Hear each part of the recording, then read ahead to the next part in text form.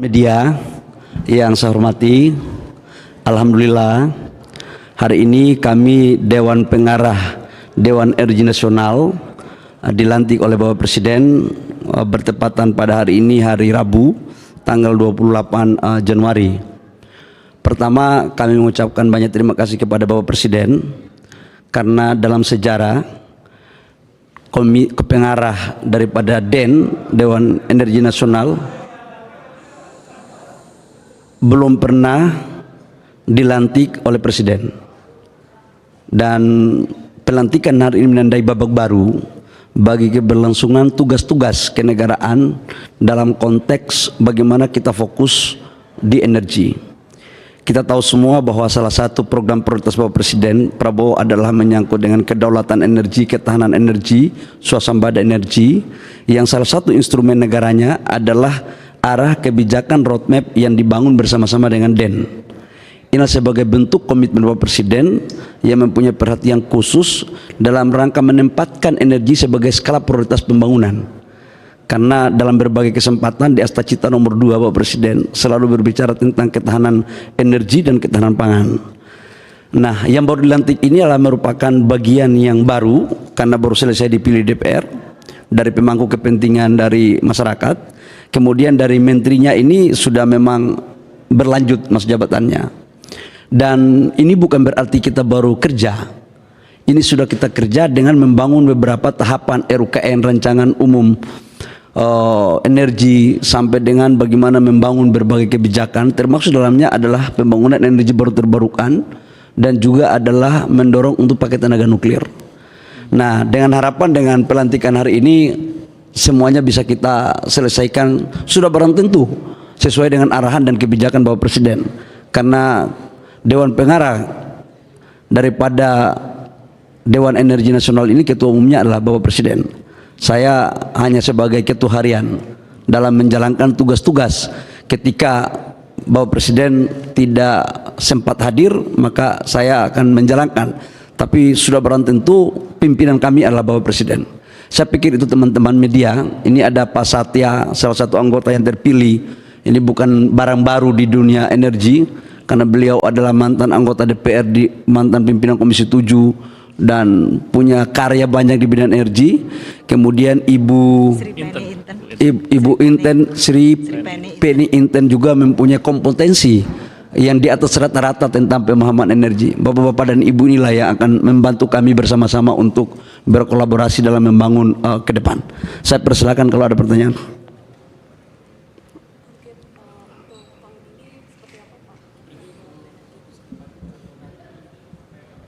Kami akan mencoba untuk rapat perdana dulu.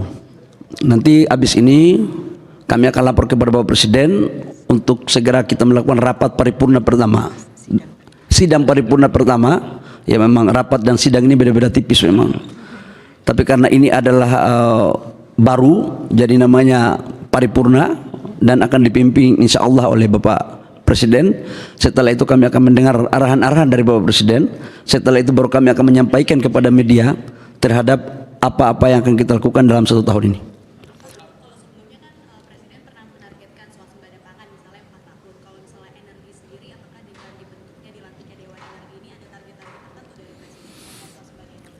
Bapak Presiden dalam berbagai arahannya itu ada 4 fokus Bapak Presiden.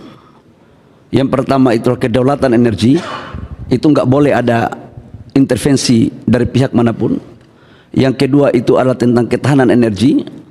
Kita tahu bahwa ketahanan energi kita hanya 21 hari, dan ini kita akan up menjadi 30 hari, menjadi 3 bulan, dan ini pasti kita akan membangun storage.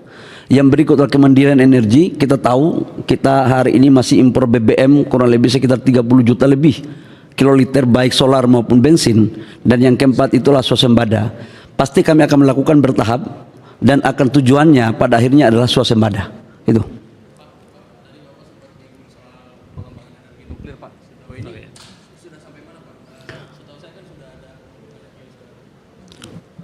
Roadmapnya sudah selesai, dan sekarang tahapan sudah mulai membangun untuk bagaimana kita bekerja sama dengan negara mana, dan organisasinya sudah hampir rampung selesai juga.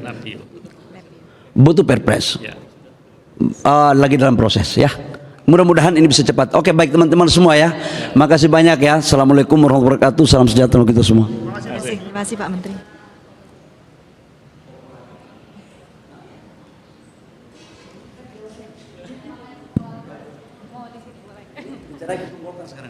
Nggak boleh bicara Golkar di istana loh.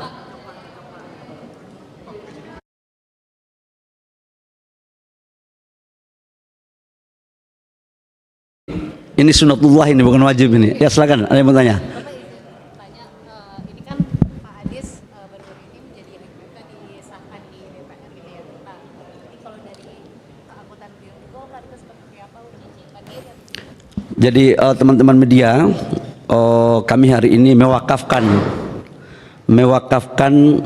salah satu kader terbaik Partai Golkar yang dulunya adalah pimpinan DPR yang namanya Pak Adis Kadir, mewakafkan ke negara untuk menjadi hakim Mahkamah Konstitusi. Proses beliau menjadi hakim Mahkamah Konstitusi sebelum diputuskan itu sudah melakukan pengunduran diri, baik dari kepengurusan maupun keanggotaan. Karena hakim itu kan harus independen.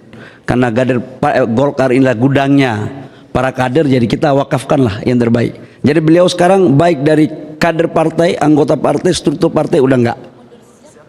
Sebelum ditetapkan. Berarti baru bulan ini, berapa minggu sebelum disahkan? Ya beberapa hari lalu lah, suratnya nanti coba saya cek. Yang jelas ketika beliau dipilih itu langsung sudah posisinya tidak lagi menjadi kader partai atau pengurus partai. Kalau pertimbangan Bu Sari menjadi beliau di pimpinan? Gini, Partai Golkar itu kan partai yang inklusif. Partai Golkar itu milik semua rakyat, dan karena itu setiap kader mempunyai hak yang sama. Kita selama ini kan bicara tentang gender, bicara tentang emansipasi, selalu menjadi tema-tema. Bahkan beberapa waktu lalu Mahkamah Konstitusi memutuskan agar proporsional 30% perempuan harus menduduki jabatan-jabatan di alat kelengkapan dewan. Bagi Golkar itu sesuatu yang baik, dan kita tidak tanggung-tanggung menempatkan bukan lagi pimpinan komisi, langsung pimpinan DPR ya. Dan saya pikir kan perempuan laki-laki kan punya hak dong, masa laki-laki aja. Kali ini saya bela deh perempuan ya. Oke, makasih ya.